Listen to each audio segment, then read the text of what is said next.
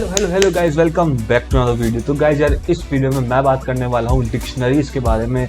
तो आखिर क्या होती है डिक्शनरीज, कैसी दिखती है डिक्शनरीज और क्यों काम आती है डिक्शनरी। तो फटाफट चलते हैं हमारी स्क्रीन पे। तो यार, डिक्शनरी बेसिकली एक टाइप का डेटा स्ट्रक्चर ही होता है। जैसे तुमने लिस्ट्स के बारे में पढ़ा था, वैसे डिक्शनरीज होती हैं, लेकिन डिक्शनरीज थोड़ी और एडवांस टाइप की होती हैं और उसको हम और अच्छे से यूज कर सकते हैं। तो यार फटाफट से मैं मेरे यहाँ पाइचार्म खोल लेता हूँ। तो यार इसके अंदर मैं एक नई फाइल क्रिएट कर देता हूँ जिसका नाम मैं देता हूँ dictionary.py। तो यार आखिर डिक्शनरी होती क्या है और दिखती कैसे, चलिए इसका सिंटैक्स देखते हैं पहले यार। तो डिक्शनरी को गाइस हम बेसिकली टू पार्ट्स में डिवाइड कर सकते हैं। पहली होती है की और दूसरी होती है वैल्यू। यहाँ पे बग जो है यार एक की है और वैल्यू जो है ये an error in a program that's इतनी बड़ी स्ट्रिंग है। तो यार हम बेसिकली डिक्शनरी में देखते हैं कि किसी पर्टिकुलर वर्ड का मतलब क्या होता है। आपने अगर डिक्शनरी खोली हो तो आपने फॉर सपोज कोई वर्ड ढूंढा, फॉर सपोज कॉन्शियसनेस, तो आपने उसका मीनिंग देखा, दो तीन लाइन का मीनिंग होता है। सेम विद इस वाली डिक्शनरी में भी ऐसा ही होता है। तो इसमें फॉर सपोज ये वर्ड है बग और इसका मीनिंग दे रखा है दो तीन लाइन में, फिर वापस से आता है एक वर्ड फंक्शन और इसका मीनिंग दे रखा है दो तीन लाइन में, और फिर आता है लूप, इसका मीनिंग दे रखा है। तो ये जितने भी वर्ड्स होते हैं इनको हम की बोलते हैं और जितने भी उसकी मीनिंग बता रहे होते हैं उसे हम वैल्यू बोल सकते हैं। इस बेसिकली आसान भाषा में इतना समझ सकते हो आप। तो यार डिक्शनरी में सिंटेक्स कुछ ऐसा होता है, यहाँ पे कर्ली ब्रेसेस लगाए जाते हैं पहले, और उसमें पहले आती है की, फिर आती है दो बिंदी जिसको बोलते हैं कोलोन, और फिर आती है यहाँ पे वैल्यूज। तो की जो है यहाँ पे हमारा बग है और वैल्यू जो है ये इतनी बड़ी स्ट्रिंग है। तो यार यहाँ पे देख ही सकते हैं, यहाँ पे जो बग है वहाँ ये ऐसे लिखा आ गया और यहाँ पे ये जो इतनी बड़ी वैल्यू थी वो हमने वैल्यू की जगह पे लिख दी। जब भी आप की और वैल्यू पेयर लिख रहे हो तो वो हमेशा स्ट्रिंग्स जाएगी। यार यहाँ पे देख सकते हो, यहाँ पे दो डबल कोट्स लगाए हुए हैं और वैल्यू के अंदर भी हमने दो डबल कोट्स लगाए हुए हैं, सेपरेटेड बाय कोलोन। तो ये बात याद रखना, सिंटेक्स कुछ इसका ऐसे ही दिखता है। यहाँ पे कर्ली ब्रेसेस आते हैं, उसके बाद एक स्ट्रिंग आती है जिसको हम की बोलते हैं, फिर सेमी कॉलन, फिर दूसरी स्ट्रिंग आती है जिसको हम वैल्यू बोलते हैं।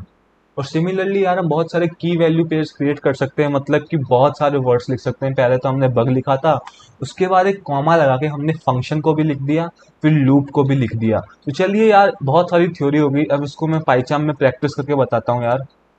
तो यहाँ मैं पाइचार्म में आ गया और मैं यहाँ लिखता हूँ क्रिएटिंग डिक्शनरी। तो डिक्शनरी कैसे बनाएंगे, तो मैं यहाँ एक वेरिएबल क्रिएट करता हूँ जिसका नाम होगा माई डिक्शनरी, और इसके अंदर मैं यार कर्ली ब्रेसेस लगाऊंगा। और जब आप कर्ली ब्रेसेस लगाओ तो याद रखना यार, एक बार एंटर प्रेस कर दो, इससे कोड की रीडेबिलिटी बढ़ जाती है और कोड पढ़ना बहुत आसान हो जाता है। तो इसके बाद मैं अपने लिखूंगा की, फॉर सपोज मैं लिखता हूँ यार नेम, यहाँ पे मैं लगाता हूँ दो बिंदी और इसके अंदर लिख देता हूँ लक्ष्य वैष्णव। फॉर सपोज मैं यहाँ लिखता हूँ एड्रेस, तो यहाँ मैं लिख देता हूँ एड्रेस की जगह पे सबका पापा इंडिया। मैं एक और चीज लिखना चाहता हूँ, फॉर सपोज मैं लिख देता हूँ यहाँ पे आधार नंबर। तो आधार नंबर लिखना है तो मैं क्या करूंगा, वापस से मुझे स्ट्रिंग लिखनी पड़ेगी। ये बात याद रखना, यहाँ पे इंटीजर्स बिल्कुल काम नहीं करते। अगर आप कुछ लिख रहे हो तो आपको हमेशा स्ट्रिंग्स के अंदर लिखना पड़ेगा। मैं यहाँ पे लिख देता हूँ एक बहुत बड़ा सा नंबर, और सपोज मैंने लिख दिया है नंबर। अब यहाँ पे हमारी इतनी सारी एरर्स क्यों आ रही है, क्योंकि यार हम कॉमास लगाना भूल गए।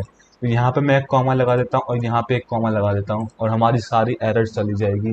तो मैंने इस तरीके से डिक्शनरी को लिखा है यार, क्योंकि यहाँ पे देख सकते हो आप। आपको ये बात याद रखना, जब भी आप कोई नई की क्रिएट करो तो हमेशा एंटर दे देना, ताकि कोड की जो रीडेबिलिटी है वो बढ़ रही होगी। तो इस तरीके से मैंने डिक्शनरी तो क्रिएट कर ली। अब मैं क्या करता हूँ, मैं बताता हूँ प्रिंट कैसे करेंगे डिक्शनरी को। तो प्रिंट कराने के लिए सिंपली आप माय डिक्शनरी लिखो और उसके अंदर ऐसे स्क्वायर ब्रैकेट्स लगाने पड़ेंगे। स्क्वायर ब्रैकेट्स, फिर आपको से की का नाम लिखना पड़ेगा पहले। तो मैं यहाँ डबल कोट देता हूँ और उसके बाद की का नाम लिखता हूँ, और अगर मैं रन कराता हूँ तो यहाँ पे लिखा आ जाएगा लक्ष्य वैष्णव।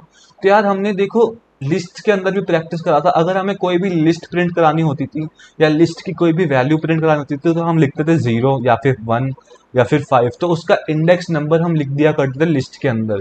लेकिन वहीं पे डिक्शनरी थोड़ी सी अलग होती है यार। डिक्शनरी में हमें उस की का नाम लिखना पड़ता है जब भी हमें कोई भी वैल्यू प्रिंट करानी है। अगर मुझे ये प्रिंट कराना है सबका पापा इंडिया, तो मुझे यहाँ एड्रेस लिखना पड़ेगा। तो यहाँ पे मैं लिख सकता हूँ एड्रेस। लेकिन ये बात याद रखना कि ये एड्रेस जो है ये एक स्ट्रिंग है, तो हमें इसको हमेशा डबल कोट के अंदर लिखना पड़ेगा। अगर मैं इसको डबल कोट्स के अंदर नहीं लिखता तो यार ये देखो ऐसे एरर दे देता है। फॉर सपोज मैंने इसको लिख दिया यार ऐसे डबल कोट्स के अंदर, और अगर अब मैं इसको रन कराता हूँ तो यहाँ पे प्रिंट हो गया सबका पापा इंडिया। तो यार दूसरी चीज आती है कि पहले तो आपको डबल कोट्स लगाना बहुत जरूरी है, और दूसरी बात, आप स्पेलिंग मिस्टेक बिल्कुल नहीं कर सकते।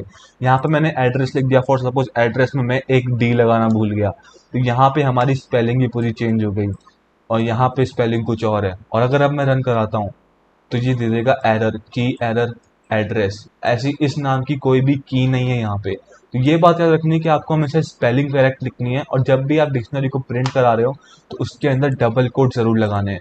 तो ये हो गया प्रिंटिंग डिक्शनरी। अब मैं चाहता हूँ कि यार मुझे कोई वैल्यू एडिट करनी है, फॉर सपोज मैंने मेरा आधार नंबर गलत लिख दिया, तो मैं चाहता हूँ कि मैं उसकी वैल्यू चेंज कर सकूँ, तो मैं लिखता हूँ एडिटिंग अ डिक्शनरी। तो मैं क्या करूँगा यार, मैं माई डिक्शनरी लिख के अपनी आधार वाली की को एक्सेस करूँगा। तो मैं यहाँ लिखूँगा आधार नंबर। यहाँ देख सकते हो यार, मुझे स्पेलिंग की इतनी दिक्कत नहीं, क्योंकि यहाँ पे मेरा ऑटो रिकमेंड सिस्टम है पाईचान के अंदर, जिसकी मदद से मेरी स्पेलिंग मिस्टेक्स नहीं होती, और मैं आराम से उस की को एक्सेस कर सकता हूँ बिना किसी स्पेलिंग मिस्टेक के। और अब मैं इसको इक्वल कर दूंगा यार, फॉर सपोज 1 2 3 4 5 6 7 8 9। तो यहाँ पे अब मेरी जो आधार की वैल्यू है वो चेंज हो गई। और अगर अब मैं प्रिंट कराता हूँ मेरे आधार नंबर को, तो यहाँ देख सकते हो मैं लिखता हूँ for suppose my Aadhaar number. अगर अब मैं प्रिंट कराऊं तो यहाँ पे पहले वाली एरर आ रही, जिसको मैं कमेंट आउट कर देता हूँ पहले। और अगर अब मैं प्रिंट कराता हूँ तो यहाँ पे मेरा आधार नंबर चेंज हो चुका है। यहाँ पे कुछ 4564654 था, और यहाँ पे चेंज हो के आ गया 1 2 3 4 5 6 7 8 9। इस तरीके से यार आप अपनी डिक्शनरी की वैल्यूज भी चेंज कर सकते हो। अब बात आती है कि यार मुझे डिक्शनरी में कोई नया आइटम ऐड करना है। मैंने यहाँ नेम लिख दिया, एड्रेस लिख दिया, आधार नंबर लिख दिया। अब मैं चाहता हूँ कि यार मेरा पर्सनैलिटी टाइप भी बताइए कि मेरी पर्सनैलिटी कैसी है, तो वो भी मैं ऐड कर सकता हूँ। क्रिएटिंग अ न्यू की, नई की कैसे क्रिएट करी जाए डिक्शनरी के अंदर। सबसे पहले मैं माय डिक्शनरी लिखूंगा, तो मैं उसके बाद एक की का नाम लिख दूंगा कि मुझे कौन सा नया आइटम ऐड करना है डिक्शनरी के अंदर। तो मैं यहाँ की दे देता हूँ फॉर सपोज पर्सनैलिटी, और मैं पर्सनैलिटी के अंदर इसकी वैल्यू दे देता हूँ इंडियन टीनेजर। तो अगर अब मैं इसको प्रिंट कराता हूँ यार पर्सनैलिटी वाली की को, तो यहाँ पे देखना आप, मैं लिखता हूँ ऐसे पर्सनालिटी, और अगर मैं प्रिंट कराऊँ तो यहाँ पे लिखा आ गया इंडियन टीनेजर। इस तरीके से हमने नई वैल्यू क्रिएट करना सीख लिया, हम एग्जिस्टिंग की को एडिट कैसे कर सकते हैं वो सीख लिया हमने, और हम अपने डिक्शनरी को प्रिंट कैसे करा सकते हैं वो सीख लिया। यार ये बेसिकली सब कुछ सेम ही है लिस्ट की तरह, बस थोड़ा सा इसमें सिंटैक्स चेंज हो जाता है। लिस्ट में हम इंडेक्सिंग कर रहे होते थे, मतलब कि स्क्वायर ब्रैकेट के अंदर 0 1 2 3 लिख रहे होते थे, और वहीं पे डिक्शनरी के अंदर यार हम कीज को लिख रहे होते हैं। जो कि यहाँ पे लिखी है वही एग्जैक्ट सेम टू सेम आपको यहाँ पे लिखनी पड़ती है। और यार एक और बात जो आपको याद रखनी पड़ेगी वो है कि जब भी आप की क्रिएट करो, तो आपको याद रखना है कि आप हमेशा उसको स्ट्रिंग बना रहे हो, आप उसको कोई भी ऐसा उल्टा सीधा नेम नहीं दे सकते, वरना पाइथन इसको एज अ वेरिएबल ट्रीट करेगा। तो आपको याद रखना है कि आपको की के अंदर भी हमेशा डबल कोट्स लगा के रखने हैं, इस की के अंदर भी डबल कोट लगते हैं, और हमेशा इस वैल्यू के अंदर भी डबल कोट्स लग रहे होंगे। तो यार हमने अभी तक इसमें नई की क्रिएट करी और एडिट कर दी डिक्शनरी को। तो अगर मैं अब इस पूरी डिक्शनरी को प्रिंट कराना चाहूँ तो मैं लिख सकता हूँ प्रिंट माय डिक्शनरी। और अगर अब मैं प्रिंट कराता हूँ तो यहाँ देख सकते हो यार हमारी डिक्शनरी आ गई, और इसमें आ रहा है नेम लक्ष्य वैष्णव, एड्रेस सबका पापा इंडिया, आधार कार्ड ये हमारा नया वाला आ रहा है जो हमने यहाँ पे एडिट किया था, देख सकते हो। और यहाँ पे हमारी नई की भी आ गई जो हमने क्रिएट करी थी, जिसका नाम है पर्सनैलिटी, और इसमें लिखा आ रहा है इंडियन टीनेजर। तो इस तरीके से हमने डिक्शनरी के बारे में समझा। तो यार अब मैं इसको पहले कमेंट आउट कर देता हूँ सारे कोड को, और अब मैं बताता हूँ कि आप एक एम्प्टी डिक्शनरी कैसे क्रिएट कर सकते हो, मतलब कि पूरी खाली डिक्शनरी। तो मैं लिख देता हूँ creating empty dictionary. Empty dictionary create करने के लिए मैं एक वेरिएबल क्रिएट कर देता हूँ फॉर सपोज एम्प्टी डिक्ट, और इसके अंदर मैं ऐसे कर्ली ब्रेसेस लगा के इसको खाली छोड़ दूंगा, मतलब इसके अंदर कुछ भी नहीं लिखूंगा, इसी वजह से ये एम्प्टी रह जाएगी।